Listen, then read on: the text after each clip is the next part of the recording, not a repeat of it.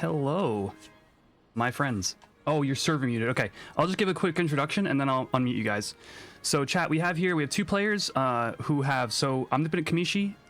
Heretofore, I'll just be referring to as Kamishi, who is the DM for a long-running D&D session themed around Final Fantasy XI, and one of his the players from that game, who is Vanguard here in chat.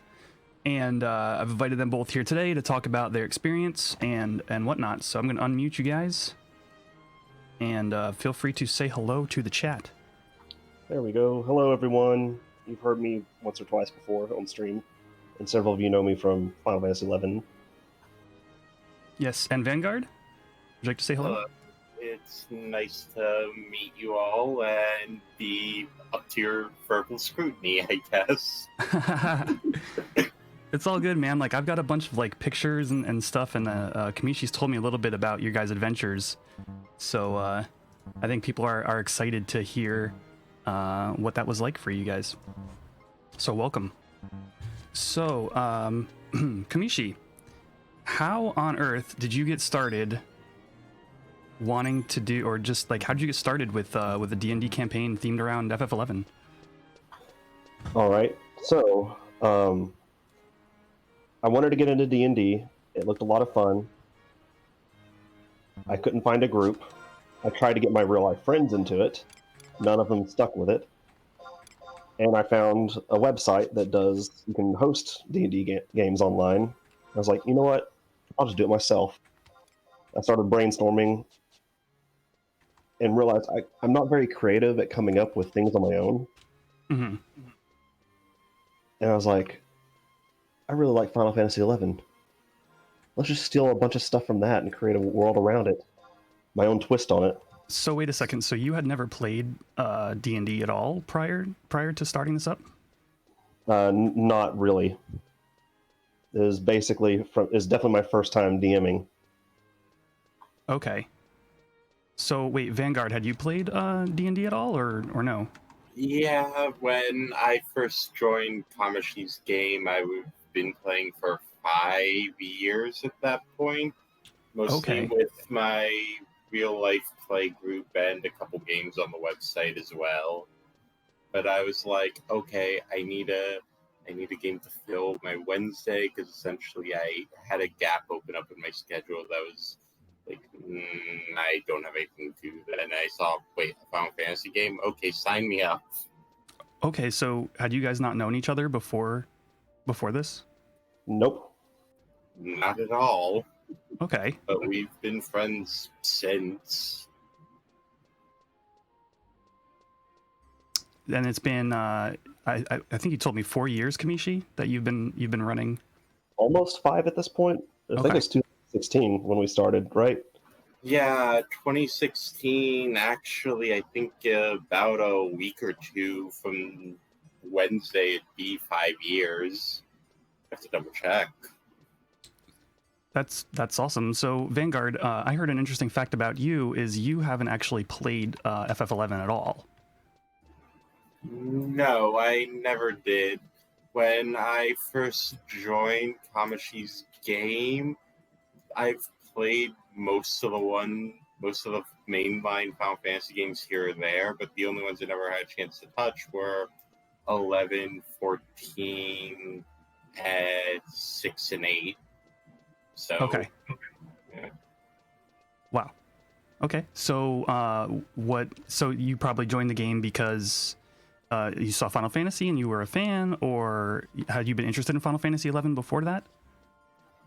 I was a little bit interested because I played some card games, and one of the shops that I went to actually had secondhand video games, and they had like the console versions of 11, and I was like, okay, this seems interesting, but I didn't have anyone else to play with, so I was like, gotcha. Okay, guess I'll pass up for now. Gotcha. And to be clear, whenever I advertised on the site looking for players, my wife actually joined as a player as well, but I advertised it as heavily inspired by Final Fantasy, but I didn't specify 11, which has been my main inspiration. I have ripped stuff from other Final Fantasy games, but mainly 11. So, Kamishi, you had said that you hadn't had any experience and you just decided to like pick it up and learn and DM. What was the first what was it like getting started? I was super nervous, but I was brainstorming how to like start. I'd watched a bunch of streams, like Critical Role as an example. They had recently gotten started before I did, and just other streamers, and trying and reading online forums, gathering ideas, and I wanted to do something big for the intro to surprise them and not do the standard everyone meets in a tavern thing. So whenever I gathered the players, which I did actually interview everyone first to kind of see if we'd meld. It wasn't like a job interview, but just like making sure our personalities lined up and stuff. Oh, really? What was that process like? A few minutes or an email? Yeah, just What talked was with it? everyone a few minutes on Skype at the time. Okay. So you interviewed everybody, and then you just kind of like, organized your first session, and you already had materials prepared for them. Well, So the first session, let me set everything up. Okay. The world is mostly Vana'diel as you all know it. There are lore changes quite often and character changes, but most of the NPCs are there. They start as level 16 heroes, the Warriors of Light, who have just returned to Juno after defeating the Shadow Lord. You said level 16 heroes. Now, I am not, preface here, I am not a D&D player. Is there a relevance to level 16 in your Max level's campaign? 20. Max level's 20, even in the campaign that you're doing? Yes. Okay. So 20 is like top tier god-like adventurers. And these guys were level 16 and had defeated the Shadow Lord and basically saved the realm from his tyranny. Okay. And the session starts off with them in this big celebration in Juno, where all the world's leaders are there to congratulate them and everything and to give them rewards. And they do a little bit of role play, of partying, and this is just for them to get to know each other out of character too a little bit and get a feel for everyone's personality. And this is what you did like 5 years ago, right? Like, yeah, this was the very first session. Okay. Have the same players been in this session ever since, or have you had people some have come and gone, and I have added players since then that also have gone since then, and I've added players since then that have stayed as well. So it's been a little fluctuating. 3 of the original players are still playing today. And does that include you, Vanguard? Yeah, it does. I've been there since the beginning. And what was your initial impression of joining this Final Fantasy themed group? I mean, you come in with past experience to D&D. What was your impression like joining this group? Well, Tamashi legitimately gave us the warning when we were first doing the interviews and whatnot. He was a brand new DM, didn't even really do much D&D and whatnot. And I legitimately told him, I don't mind at all. Like, I've had games with brand new DMs who've never done anything before, and I've always just wanted to sit there, help if they ever have any questions, because, I mean, D&D's a hobby that needs fresh blood in it, because we unfortunately lose people daily to RPG horror stories. Interesting. So Kamishi, you've set the stage here for your first adventures, and you're in Juno receiving awards. You're already level 16. You've kind of like done the thing. What happens next that gives the players like something to work towards? What is the next thing that happens? So while they're receiving their rewards, all of a sudden the crowd starts screaming, and apparently demons are attacking the city. Oh shoot! Like demons from Zarkabard kind of thing. It's more D&D demons. Okay. Like I said, I've spliced things together, so I'm using the more demonic air type enemies from D&D lore. So just think horrible, evil demon creatures. Gotcha. Okay, so the demons invade, and that sets something in motion, I assume. Yeah, they just appeared out of nowhere, so they hop to battle and try to save the immediate civilians and wipe out the demon threat in the local area, although they could hear the chaos throughout the city. And right when things seem to be getting better in the area, they see a giant Godzilla-like monster rise out of the ocean next to Juno and start rampaging. was this based in any Final Fantasy lore, or was this more D&D lore? This is D&D. It is known as the Trask, and anyone that plays D&D, at least in 5e, it is the strongest enemy you can come up with in D&D lore. So I'm hearing you at least started out initially with more D&D, themed monsters. Did you work more into the to the Final Fantasy as you went on, or did you keep like more of a mix? So my reasoning initially was, since I'm new, I didn't want to be too like freeform with all my homebrew. I was trying to stick with stuff that already had stats and was already kind of play tested and settled. That way I wasn't getting too wild and crazy. I started getting a little more freeform later on and getting more comfortable. But initially it was more D&D stuff. Okay, we have a question in chat. Can we see the Trask? I could certainly, or maybe even you could, Kamishi, post something in the Discord later on. I do have some pictures to share with people. If you want to Google, it'd take like 2 seconds. Pull it up. It's yeah. Tarrasque, I believe. Oh, okay. This one on the left. All right, this one right here. I forget there's a delay. Yeah. I don't know. Anyway, I'll have Kamishi post something in Godzilla-like creature in chat later. Yeah. Okay, we're gonna finish the setup, and then I'll click through some. So pictures. that thing appears.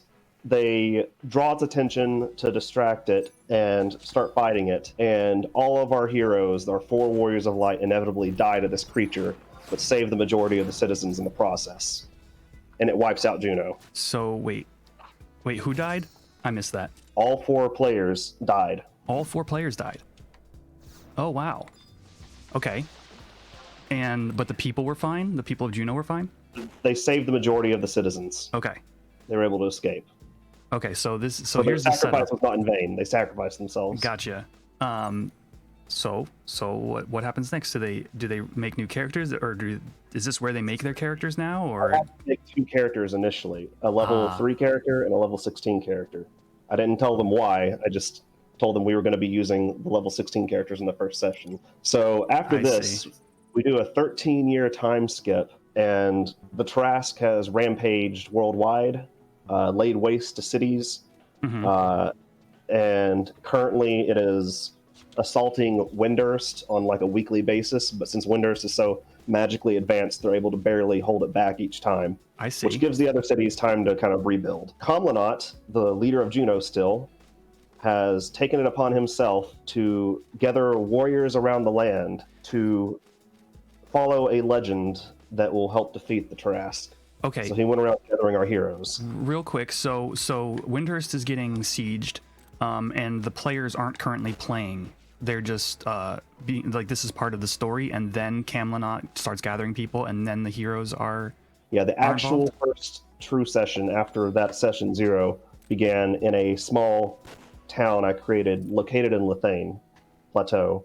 Oh, interesting. Called Acrine, because I figured there should be a village in Acrine, or Lethane, and that's where the actual campaign starts. They've all been gathered and brought there. I feel like there should be more places of living in Vana'diel in general. There's just not enough houses for the amount of people that are supposed to, exist. But yeah, it's old game.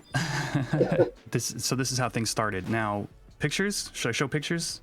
Now, see, here's the thing. I don't know if you're gonna have to tell me. Is this character somebody from the start, or was this character introduced later on? So that's actually my wife's character, Rasane. Okay. That's actually a commissioned artwork that she got. Oh wow. She is a Dampier, which is a half vampire, half human, swashbuckling rogue. Swashbuckling rogue. So Corsair? Kind of, but no rolling or anything. It's more D&D rules. Gotcha. So that actually is a question I kind of had, was like, did you work in actual FF11 jobs, or did you like give the players a pool of things to choose from that were sort of related to 11, or did you leave it open to the entire system? I was a little scared initially to do anything outside of like established content that's been officially published. Okay. So I only went with normal D&D stuff initially, but as the months and years went on, I got more comfortable and I started accepting outside resources. There's a Final Fantasy XIV guide that someone has created for converting all the classes into 5e, and I've allowed that for future players. And actually, Vanguard here, I homebrewed from scratch a Rune Fencer for him for our newest campaign that we're currently running. That's pretty sweet. Vanguard, what did you start out as? What was your first character here in this adventure? Well, if you have the pictures, it's the masked one. His name was Typhus Shadowmore, and he was a ranger. Yeah, there it is. Essentially, the warrior of light that died 13 years ago was his wife, and when the Tarask showed up in Bastok on its rampage, he essentially tried to get revenge by using a cannon to blast it in its face while roaring. The only issue was the cannon was old and faulty, and it blew up in his face, literally.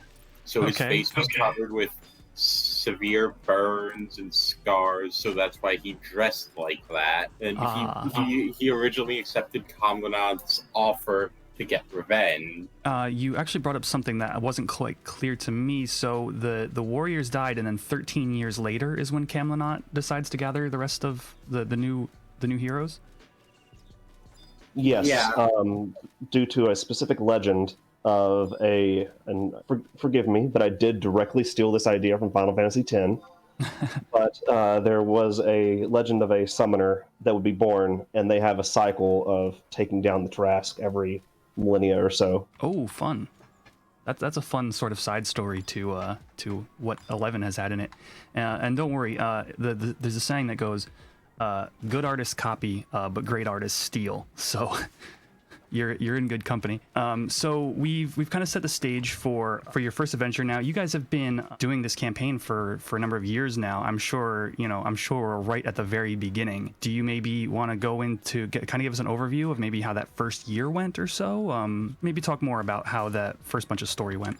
Our heroes are all gathered by Kamlanad, and they're brought to Akrine, where through various means, Kamlanad has learned that the summoner is located here. Oh, sort of like Aridia. She's a summoner. She's in a village. This is where, and they she's decided the only to summoner in existence. It's not like a common thing. Okay, not a village of summoners. When they arrive, they figure out that she has actually been kidnapped by bandits. So that their first adventure is to go and save the summoner from bandits. Okay. And Kamlanad kind of leaves them to this to see. This is their first test to see if they're worthy of being guardians of the summoner. Like, give me an idea of how much time this is. So you've got your adventurers. They get recruited by Kamlanad. They get sent on this test to find the summoner who's supposed to destroy the giant, the big bad, right? And then they go out. They rescue the summoner. How many sessions are we talking about for like a chain of events like that? So that first session, I think they got to the bandit cave in the first session. We do about 3-hour sessions roughly, give or take. Okay. And that's once a week? Once a week. Okay. So the whole first chapter, I would say, probably took about 2 to 3 weeks. Yeah, that's about right, because it took us 2 sessions to get to and go through the bandit cave, and then we had a third one with us, trying to convince the girl that, yes, you can do this, and we start heading on our way afterwards, which Hamashi did pull a small bit from 10-2 as a joke of stay away from the summoner line. It's right in 10, it's right after you meet Yuna, because Titus essentially went in against rules of the faith and whatnot, and that old woman, when he's trying to talk to her, is like, stay away from the summoner, you. Great. So save the summoner, save the world. Got it. What happens next? So Kamlanad leaves them to their own devices because he is going to work on a plan B, so to speak, while they follow plan A of the summoner, because Kamlanad is out for revenge for the Tarask destroying his city. So they are given a ruby which contained carbuncle, and carbuncle reacted to Valindra, which Valindra is the blonde-headed girl in the pics I gave you.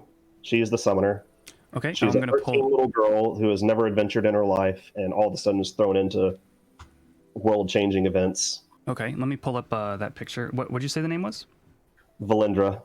So she's basically a DM NPC that I created to be kind of a support character. I didn't want her to take the limelight in fights, so she just kind of helped them with a little bit of healing and stuff.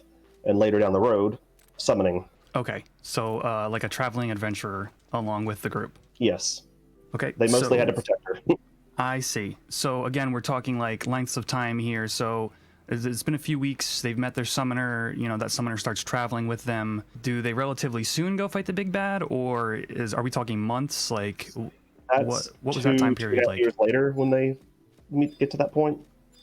Like To fight? IRL was about 2 years worth of sessions. In game, it was about 9 to 12 months in game, because essentially, for the most part, we were walking from Acrine Village up towards Sandoria. We had to go near Zarkabard, and we've hoofed it for getting most of the Eidolon's assistance. So listen to this. He knows all of these Final Fantasy XI name locations. Has never played before. Yeah, wait a second. You're right. I'm like, yeah, Zarkabard. I'm like following everything you're saying, Vanguard. I'm Everyone like, should know the general location of everything that he's saying. Yeah. Well, Kamashi is, I think, a little bit thankful for this, but when it comes to D&D stuff, I, for some reason, can remember the inane facts. Like, there were, like, essentially, he had the Eidolons, like, we met them as physical persons, which he told me later that, yeah, some of the Eidolons had physical forms that you meet in 11. That was 14, actually. 11, they don't have that humanoid form. No, you do summon them and walk around with them in 11, and it's pretty sweet. But there's not much interaction with the avatars in this game. Yeah, I gave them personalities, like anime over the top personalities for the most part. Oh, that's fun. Like who? Like which summon? Give me an example. Okay, so the one that actually ticked off my character the most was Ifrit, because we were like, it was the Fire Eidolon. I was expecting, someone big, angry. No, he was just a chilled out stoner with a harem. And I was just like, what? Why? How? This makes no sense. Yep, you just blew my mind. Yeah, he wore like a Hawaiian t-shirt. He's like a surfer boy.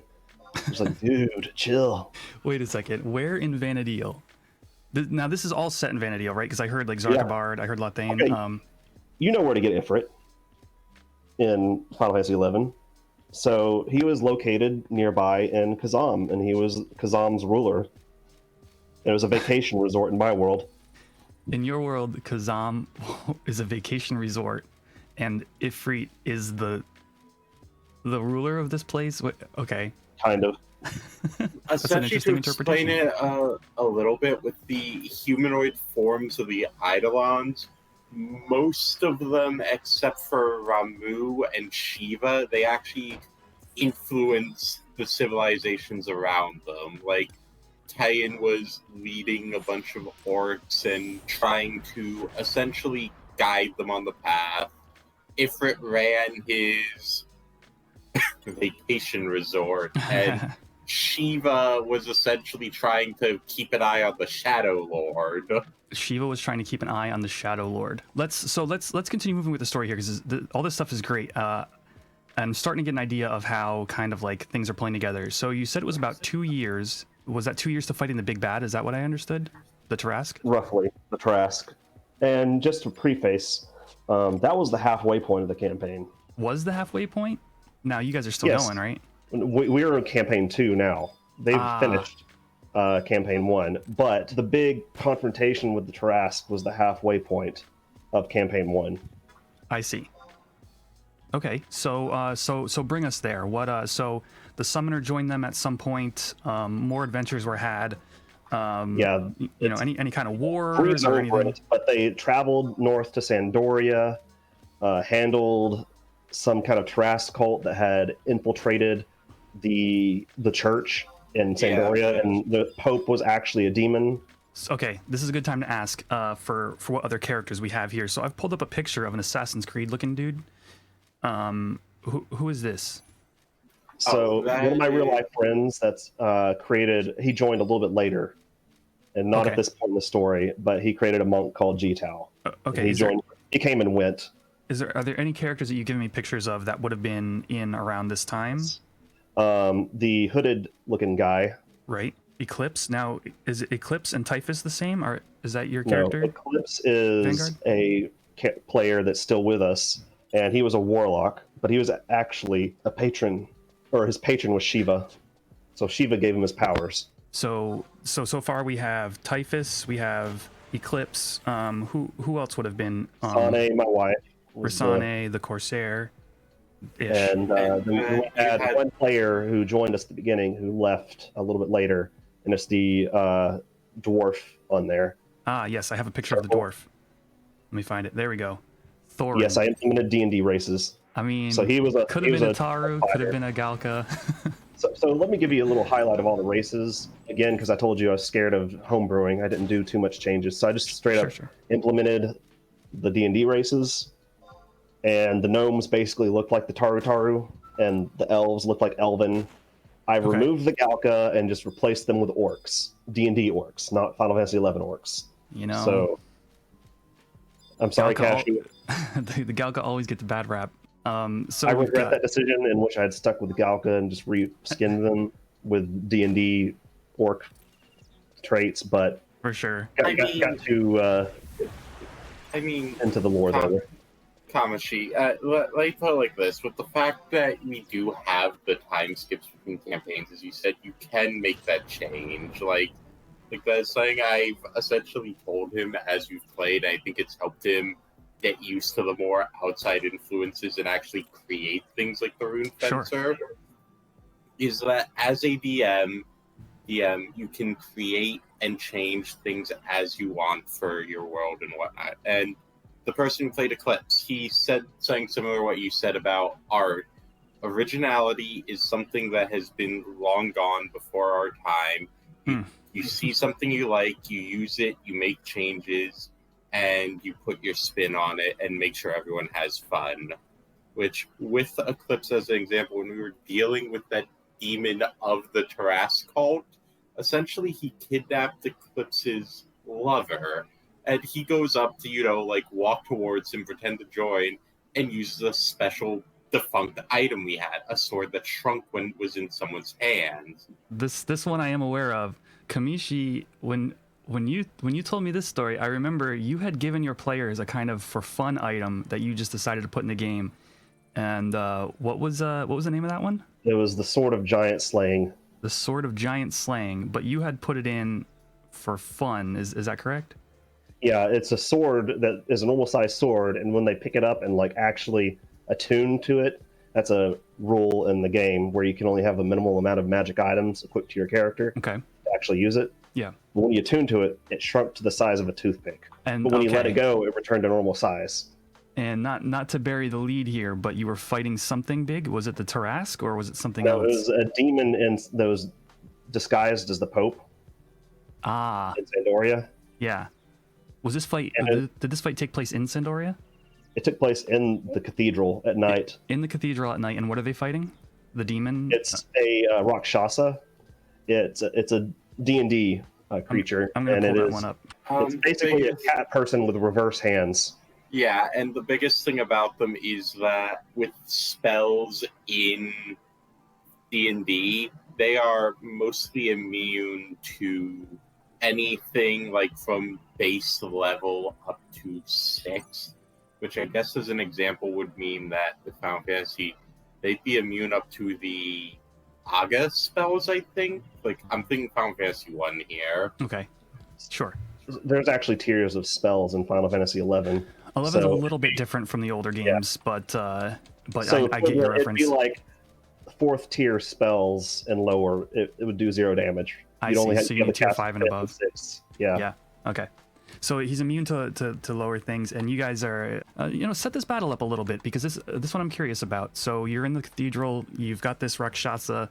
It's the Pope of the cathedral in FF11, and you revealed it as being evil, right? At this point, there's a lot of political intrigue that's been built up. Their first meeting, they get to Sandoria. They're told by Kamlat to go introduce themselves to the king, which. I forget the name of the actual king in 11, but he had died in the Tarask attacks, and his son Treon, which everyone knows Prince Treon, had replaced him as king. There's obviously all this political intrigue of him and his brother vying for the throne, but in the end, Treon ended up with it, or Tryon, however you want to pronounce it. Sure. Well, when the players get there, they have a meeting with him in his throne room, and just him and the heroes, so that they can discuss private matters, because Kamlot wants to keep things on the down low about the summoner, so that there's no like assassins gunning for her and stuff. Makes sense. So in their conversation, an actual assassin appears to go for the king. Which I think this still drives Kabashi a little bit nuts. Like, because everything like that, there are skill checks and DCs that you have to meet. Yeah. For some reason, Typhus always pulled them out of nowhere, like meeting or breaking them. And he was just like, I didn't think anyone would actually make this, but you see the assassin hiding behind one of the tapestries. And so he just, like, Typhus is not interested in this. He hates nobility because he's from Bastok. Like, really wants nothing to do with them that much. So he's just, like, half paying attention to the conversation. He sees the assassin. Now, Typhus, your character, by the way. I don't. Yes. Sorry to interrupt. So you're talking about your character in game. He doesn't like royalty, and then what happens? Essentially, he just sighs, muttering under his breath, like, I'm going to regret saving a king, but I'd rather save him than be blamed for his assassination. So he just casually pulls out his short bow and just, like, shoots the assassin by the tapestry. 3 more pop out, and so we get into a small fight in the throne room. Guards come bursting in, about to arrest us, and Triad's like, no, they saved me. Then at that point afterwards, had assassins targeting us because I foiled their plans. Okay, so this is all in the throne room again, or it's all in time happens. Yeah. Fill me in here. So they save the king. The whole point was that I set it up to where if they succeeded in saving the king, they would gain a lot of recognition and gain favor within the kingdom. And vice versa, if they failed to save the king, they would be blamed for the assassination, because of course the assassin would get away, and then they would have trouble dealing with stuff in the city. So I kind of set it up, see how that would go, and I was ready to go either way. Cool. So I got chat filling me in on a sort of a detail that I missed. So Typhus was from Bastok, and you had ill will towards Sandorian nobility. That's some cool lore. It was nobility in general, like, because over the course of the adventures, we just kept running into nobles who were entitled, stuck up, or ruining their country in my own character's eyes. But every time, you had to keep swallowing his pride and his views to just help them. Gotcha. And yeah, essentially after that, during the night, because we were essentially allowed guests of the palace, more assassins tried to kill us because essentially the Pope thought, if I can't take care of the king directly, I need to take care of these idiots first. And they essentially get up into our rooms about to go after us, and Kamashi has us roll again, and I'm the only one who really knows something. And one of the things about Typhus was, you saw all those daggers on his outfit. He legitimately had all those daggers. So it was the fact that one of those assassins was about to go at him. I just, like, pull out daggers, stab into him, and then wake the others up. Like, for the love of Altana, will you people stop letting us get ambushed? Do I have to do everything myself? Of course you have to do everything yourself.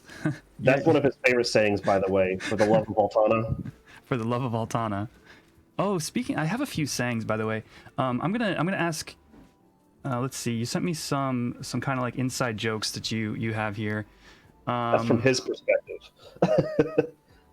All right.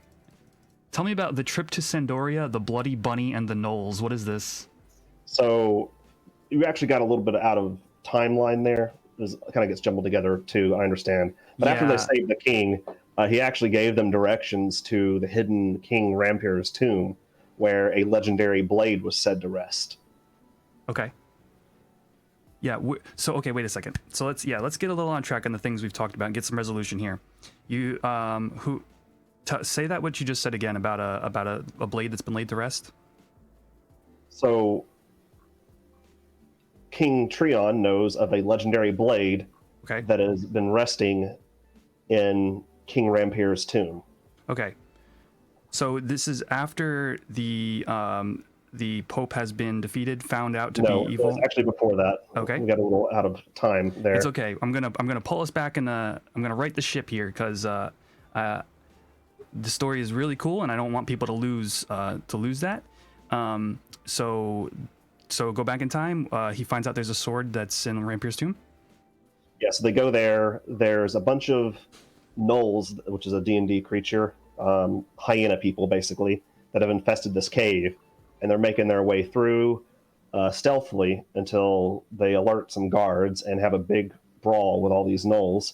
And in it, the summoner Valindra hasn't been participating in the fights very much, mainly healing, but she actually uses an offensive spell and ends up killing one of the gnolls, which to a 13-year-old girl is horrifying. So she's traumatized. She's kind of unleashed something inside of herself that she wasn't aware was there. She's sitting there crying after the fight, and they're trying to comfort her because she's just a little girl. And Eclipse, who is a charismatic warlock, has the bright idea to go and cheer her up with a cute little bunny. So I have him, because everything is decided by D20, 20-sided dice rolls. Okay. And I have him roll, I believe, as a performance check. Different skill checks. I mean, there's skill checks in any game, like Final Fantasy XI. Sure. And he's very good at this. He's charismatic and everything, but he rolls a natural 1, which is a critical failure. Okay. So generally, that means you're going to fail whatever you're checking. So I just, on the spur of the moment, say that instead of conjuring up a cute little bunny for her to hold, it is a horrified, deformed, bloody bunny. So this poor girl is already traumatized, sees this, and just, like, snaps. And just, like, comatose for a little bit. So it's become an inside joke that he traumatized her with a horrifying bunny. It's funny because it kind of like gives you this impression of like this like unsure how to relate emotionally kind of character with Eclipse. You know, that maybe it wasn't a failure, maybe it was just him not knowing how to relate. I don't know, but just listening to these stories, of course, it conjures things in my mind too, and super cool. So bring us back to the Pope has been found out, and they win that fight. Yes. All right.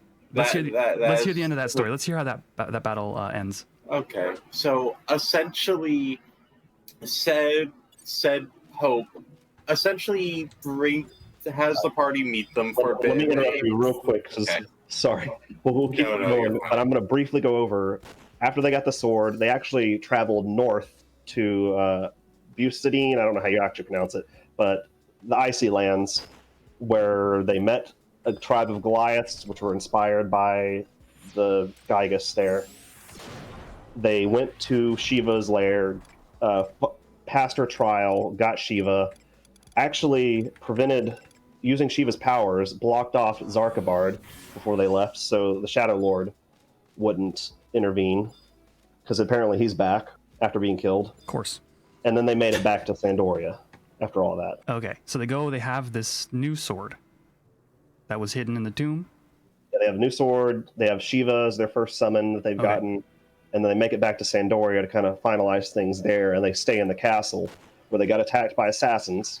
Gotcha. They track the assassins' footprints back to the cathedral, so they know the cathedral's involved. They do some investigation the next day and figure out that there's something fishy with the Pope. All right, now we're up to speed. So the Pope actually returns to the chamber when Typhus is in the middle of the chamber. Okay. And the other players don't know this. All they know out of character is that the Pope started heading back to the chamber, and they were all trying to like run interference in goofy ways while Typhus was investigating. And then the next thing they know, Typhus just shows up and like nothing's wrong. Let's head out. And that was that fight that you described earlier, Vanguard, about killing the assassins? So that was after the assassin fight. Yeah, but essentially, like, what happened was I was trying to see, okay, is there anything suspicious about the Pope? Because Risane, the swashbuckler, essentially investigated the king's brother, because we thought, okay, is this a political thing, or is this a religious thing? And I was told, don't investigate the king, you'll be all jaded and stuff. I was like, fine, I'll investigate the Pope of Altana, which Typhus's wife was a high-level cleric who trained in Sandoria. So he didn't suspect anything. Pope comes in. I actually have a little bit of a conversation with him, just explaining things politely, like just trying to knock you out as a suspect. I'm not actually suspicious of you. And this is after Risade steals the Pope's hat as a distraction. Aha. Yeah. Does so this essentially, does this reveal his true form, or where are we at? Oh, he essentially reveals it to Typhus and uses mind control magic on him. Mm-hmm. Because essentially Typhus was talking to other members of the party, getting to know them, and he also found out Eclipse was from Sandoria and his lover lived here. So the Pope sent Typhus out to kidnap her, in the middle of that night. So essentially, he comes back from kidnapping her, legitimately tells the party, because it's like the case of, I was just told to kidnap her, not tell them. Okay. So they start wrestling with me, which leads to the whole fun potion sentence I typed up. Okay. In the interest of time, let's figure out what happens with the Pope here. I do have more stuff that you've typed, and it's all great. I would love to go over it, but we are coming close to the end of our time here. So yeah. So go ahead and finish your thought there, Vanguard. All right. So essentially, there's a small struggle that goes on with some silliness, them drugging with the fun potion. We go to the cathedral to make a prisoner exchange, essentially. Okay. The Pope wants to summon her. He'll give Eclipse back his lover, and essentially Eclipse is going to go through with the exchange, but then he essentially insults the Pope to no end, so the Pope goes to grab him by the throat. And during then, Eclipse tosses the Sword of Giant Slaying into his mouth, and then it unshrinks, killing him. So he screams as he dies as a sword impales him through the head. I'm going to pause you there and make sure chat is still on board with us. So remember, the Sword of Giant Slaying was the one that when it attunes to you, it shrinks very tiny, but it's actually a giant sword. So in order to win this fight, they had thrown it into the mouth of the let's call him a mini boss here, and defeated him that way. He was supposed to be a tough boss. It was doable, but it was gonna be a rough fight. Yeah. So the party had kind of got one over on you there, Kamishi, huh? I was shocked, but it's been a fun story since. Yeah. So we have a few minutes left. Is there a TLDR for getting to the Tarrasque from here, Cam? So there's been a lot of adventures and all kinds of side quests, and they go around the world collecting Eidolons for the Summoner. And she's getting more and more powerful, and I used all 6, or avatars for you guys, but all 6 elemental avatars: Garuda, Shiva, Titan, Ifrit, Ramu, and Leviathan. They all have fun personalities. This takes 2 years to go through all of this. And there's a lot of political intrigue on the side. Kamlanot's building Ultima weapon at Fort Karuga Naruga. Due to all of their heroics around the world, nations are getting freed of the annoyance that is the Tarrasque cult that's been causing problems for the nations, so they couldn't unite. So all these nations had different problems that were preventing them from uniting against the Tarrasque. Okay. And so there's a lot of not so much political, but a lot of geographical world. A lot of the world is feeling the weight of this Tarrasque situation. Yes, and Windurst has been kind of the forefront of the battle against it. So Fort Karuga Naruga nearby was designated as the final confrontation point. So due to all of our heroes' influences around the world, the nations are able to unite, and everyone comes together with massive armies. And for some reason, demons this entire time have been supporting the Tarrasque cult and the Tarrasque, which the Tarrasque is not a demon. It's its own entity. Mm-hmm. So and I've been setting up a lot for the twist to come shortly. I've been setting up a lot of what's the foreshadowing for certain things that they didn't fully catch on to, and is like an aha moment later. Okay. But Eldnarsh has been there the entire time as well, along with Kamlanot. Of course. And when they get to the Trask on the final confrontation, the summoner fully unites, and apparently she's a vessel for Altana. So Altana herself comes down with all the Eidolons to defeat the Trask.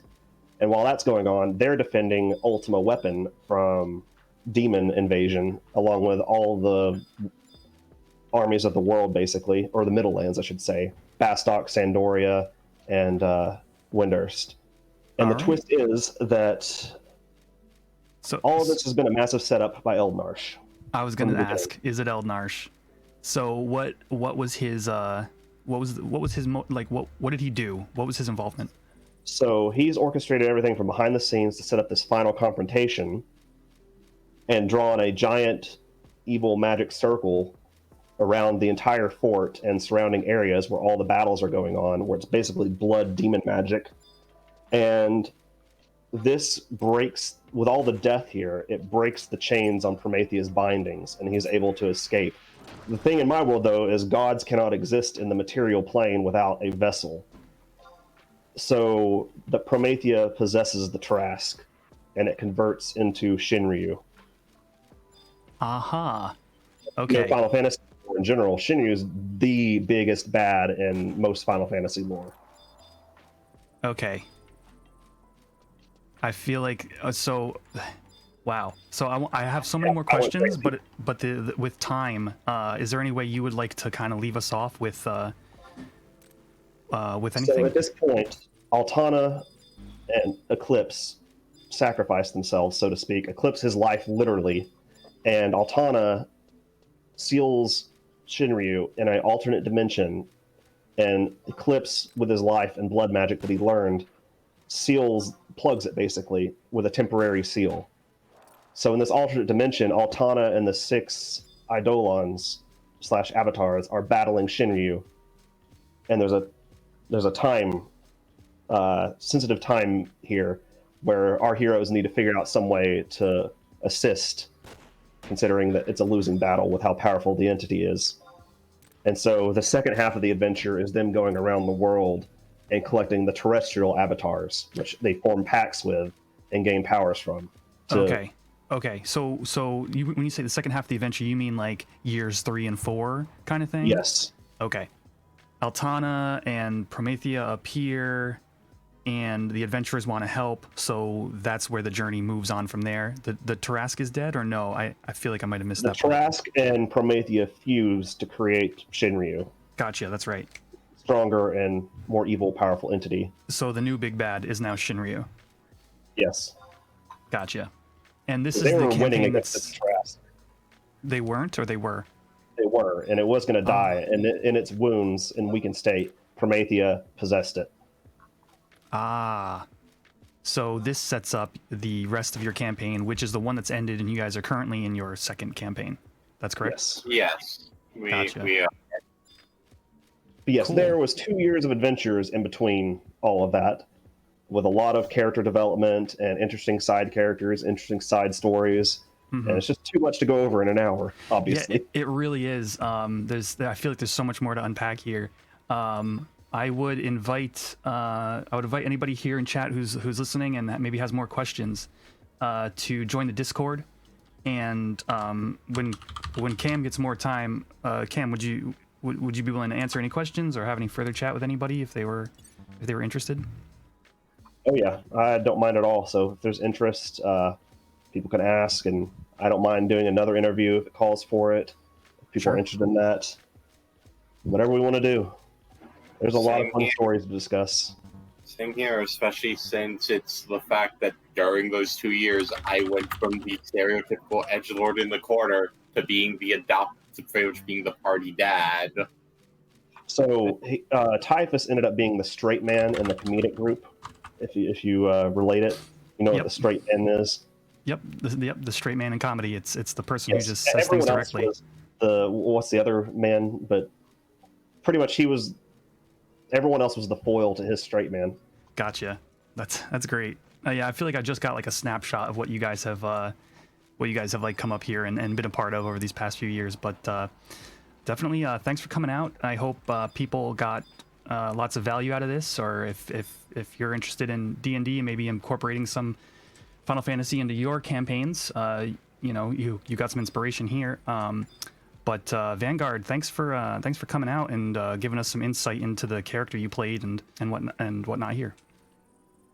I mean, it's no problem at all. Like, honestly, if this gets people into D&D or others to look into the hobby, puts a smile on my face, and it's been a fun hour. Thanks for having me. Yeah, great conversation there. And Kamishi, thanks for you know, offering to kind of tell this and sit here and talk with us today, and stay tuned to the Discord if anybody follows up with you afterwards. All right, thank you. See you guys later. Or Yeah. I'll still be in chat, but I'll be working at this point. Yeah. All right, I'm hopping out of voice, but thanks you guys. Have a great rest of your day. You too.